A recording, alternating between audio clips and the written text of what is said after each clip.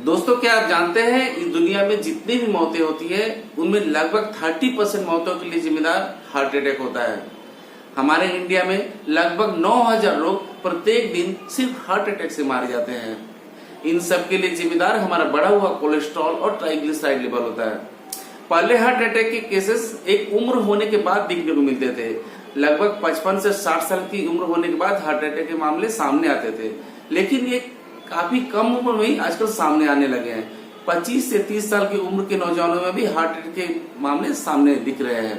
और इन सब के लिए जिम्मेदार हमारा लाइफस्टाइल, हमारा टेंशन, एंजाइटी, खान पान ये है जो हमारे कोलेस्ट्रॉल और ट्राइग्लिसराइड के लेवल को बढ़ा देते हैं। तो दोस्तों, जब भी आप अपना लिपिड प्रोफाइल टेस्ट कराते हैं और उसमें triglyceride, cholesterol, SDL, LDL, VLDL ये सब बढ़ा हुआ पाते हैं तो आप टेंशन में पड़ जाते हैं और तुरंत डॉक्टर कंसल्ट करते हैं। डॉक्टर आपको देखते ही बोलते हैं कि आप बहुत हाई रिस्क पर हैं और तुरंत आपको मेडिसिन स्टार्ट कर देते हैं। तो नमस्कार दोस्तों, मैं डॉक्टर रविकांत आपका हेल्थ गाइड अपने YouTube channel health and homeopathy में स्वागत करता हूं। दोस्तों, आज की इस वीडियो में हम इसी टॉपिक पर बात करेंगे कि कोलेस्ट्रॉल होता क्या है, कोलेस्ट्रॉल बनता कैसे है, कोलेस्ट्रॉल हमारे शरीर में कहाँ बनता है, कोलेस्ट्रॉल बढ़ जाने पे हम क्या क्या कर सकते हैं, कोलेस्ट्रॉल को कैसे कंट्रोल कर सकते हैं, क्या खाने से कोलेस्ट्रॉल कम होगा और क्या हमें नहीं खाना चाहिए, कोलेस्ट्रॉल बढ़ जाने पे हमें अपनी लाइफस्टाइल में क्या क्या चेंजेस करने चाहिए। इन सभी टॉपिक्स के बारे में मैं इस वीडियो में डिटेल में बात करूंगा और वीडियो के अंत में मैं कुछ होम्योपैथिक मेडिसिन बताऊंगा जो काफी इफेक्टिव है आपके कोलेस्ट्रॉल को कम करने के लिए। दोस्तों, अब हम बात करेंगे कोलेस्ट्रॉल होता क्या है। तो कोलेस्ट्रॉल एक मोम के जैसा पदार्थ है जो हमारे शरीर के प्रत्येक सेल्स में पाया जाता है और सेल मेम्ब्रेन का लगभग 30% भाग कोलेस्ट्रॉल से ही बनता है। कोलेस्ट्रॉल हमारे शरीर में कहां से आता है, इसके क्या क्या सोर्सेस हैं। तो कोलेस्ट्रॉल इतना ज्यादा इंपॉर्टेंट है कि भगवान ने इसे बनाने के लिए हमारे शरीर को खुद ही तैयार कर दिया है, बजाय दूसरों पे डिपेंड होने के। 80% ऑफ कोलेस्ट्रॉल हमारे शरीर में लीवर खुद ही बनाता है। इसके अलावा रेस्ट 20% हमें बाहरी फूड से मिलता है, जिसमें भी नॉन वेज फूड से मिलता है, जैसे मांस, मछली, अंडा और दूध से बने हुए जितने भी प्रोडक्ट्स होते हैं उनमें घी, रबड़ी, मलाई, मक्खन ये सभी कोलेस्ट्रॉल के अच्छे सोर्स होते हैं। अब बात करेंगे कि कोलेस्ट्रॉल का हमारे शरीर में क्या रोल है, इसलिए क्यों हमारे लिए इम्पोर्टेंट है। दोस्तों, कोलेस्ट्रॉल का हमारे शरीर में क्या रोल है, ये हमारे लिए क्यों जरूरी है। कोलेस्ट्रॉल हमारे शरीर में विटामिन डी के निर्माण में हेल्प करता है। दूसरा, ये बाइल जूस बनाने में मदद करता है, बाइल जूस हमारे फैट को डाइजेस्ट करने में हेल्प करता है। और तीसरा, हमारे शरीर के कुछ बहुत ही इंपॉर्टेंट हार्मोन्स को बनाने में भी ये मदद करता है। कौन कौन से hormone, sex hormone, testosterone males में और फीमेल्स में ईस्ट्रोजन, प्रोजेस्टेरोन हार्मोन बनाने में भी कोलेस्ट्रॉल का बहुत ही इंपॉर्टेंट रोल है। इसके अलावा कुछ स्टेरॉइड हार्मोन बनाने में भी कोलेस्ट्रॉल का इंपॉर्टेंट रोल है, जैसे कि कॉर्टिसोल, एल्डोस्टेरोन ये सभी हार्मोन बनाने में कोलेस्ट्रॉल काफी मदद करता है।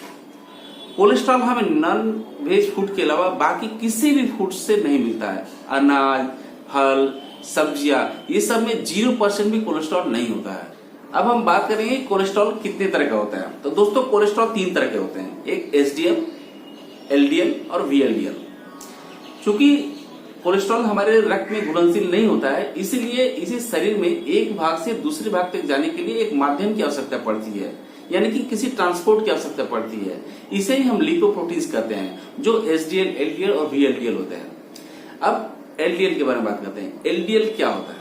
एलडीएल ये भी लीवर में बनता है और इसका मुख्य कार्य होता है कोलेस्ट्रॉल यानी फैट को लीवर से sensory organs, heart, muscles, tissue तक ले जाना होता है।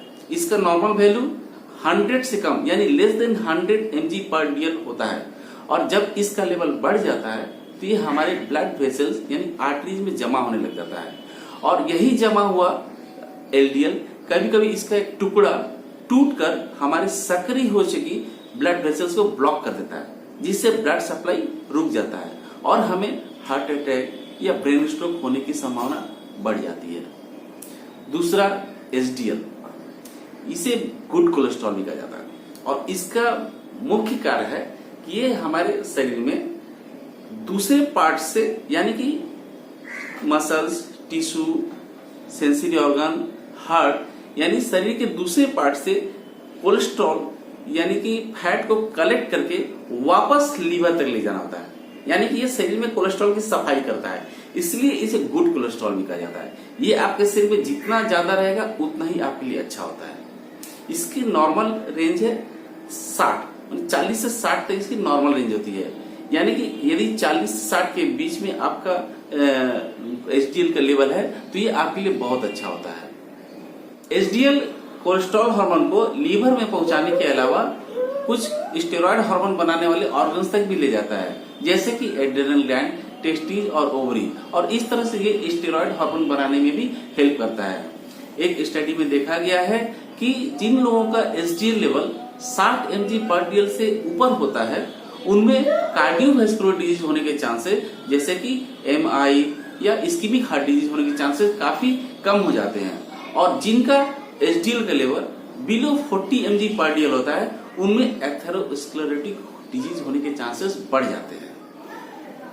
दोस्तों अब हम बात करेंगे कि कोलेस्ट्रॉल बढ़ जाने पर आपके शरीर में क्या क्या लक्षण आते हैं, किन किन लक्षणों से आप पहचान सकते हैं कि आपका कोलेस्ट्रॉल लेवल बढ़ा हुआ है।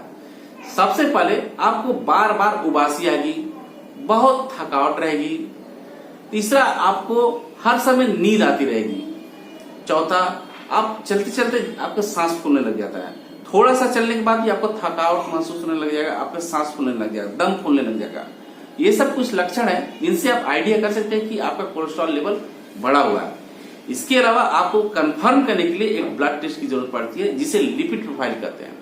लिपिड प्रोफाइल टेस्ट आपको बताएगा कि आपका cholesterol, triglyceride, HDL, LDL, VLDL level बढ़ा हुआ है या नॉर्मल है। तो ये ब्लड टेस्ट आपके लिए बहुत जरूरी होता है। कोई भी व्यक्ति जो 20 साल से ऊपर का है, 20 से 25 साल का ऊपर का है, उसे साल में कम से कम 2 बार अपना लिपिड प्रोफाइल टेस्ट जरूर कराना चाहिए। और हमारे इंडिया में जब तक लोग बीमार नहीं पड़ते हैं, जब तक प्रॉब्लम नहीं पड़ते, तो ब्लड टेस्ट नहीं कराते हैं। जबकि फॉरेन में ऐसा नहीं है, वहां पर रूटीन चेकअप कराना मैंडेटरी। कोलेस्ट्रॉल किन किन चीजों को खाने से बढ़ता है, आपका कोलेस्ट्रॉल बढ़ने का क्या कारण हो सकता है? तो सबसे पहले है कि आपको अपने खाने पे कंट्रोल करना होगा। जैसे कि यदि आप जंक फूड ज्यादा खाते हैं तो जंक फूड को कंट्रोल कीजिए, और एक ही तेल में बने हुए खाने को अवॉइड कीजिए। जैसे कि आपने हलवाई की दुकान पर देखा होगा, समोसा बनता है, आज भी उसी तेल में बना, कल भी उसी तेल में बनेगा, उसके बाद वाले दिन भी उसी तेल में बनता है। यानी एक ही तेल को बार बार यूज करने से आपके शरीर में फैट यानी कोलेस्ट्रॉल या ट्राइग्लिसराइड बढ़ने के चांसेस बहुत ज्यादा हो जाते हैं। तीसरा है कि आप फिजिकल एक्टिविटी कम करते हैं। आजकल लोग कहीं भी जाना होता है पैदल चलना अवॉइड करते हैं, तुरंत बाइक से या गाड़ी से, कार से चले जाते हैं। चौथा है कि लोग एक्टिव नहीं है, घर परिवार कहीं भी लोग मोबाइल में ही बात करते रहते हैं, पैदल जाना एकदम अवॉइड करते हैं।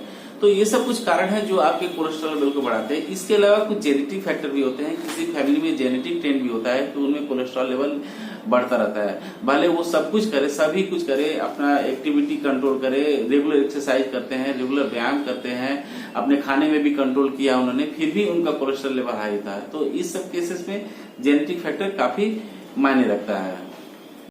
दोस्तों अब मैं आपको बताऊंगा कुछ होम्योपैथिक मेडिसिन जिन्हें आप सिम्टम्स के आधार पर ले सकते हैं, जो आपके कोलेस्ट्रॉल को कम करने में आपकी काफी मदद करेंगे। सबसे पहले मेडिसिन आती है एलियम सटाइवा यानी कि लहसुन।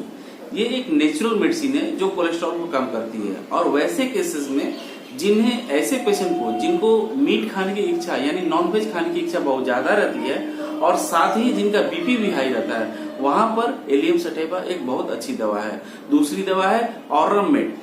वैसे पेशेंट में जिनका पल्स काफी इरेगुलर रहता है और बहुत रैपिड रहता है, साथ ही कोलेस्ट्रॉल हाई रहता है, वहां पर ऑर्रममेट एक बहुत अच्छी दवा है।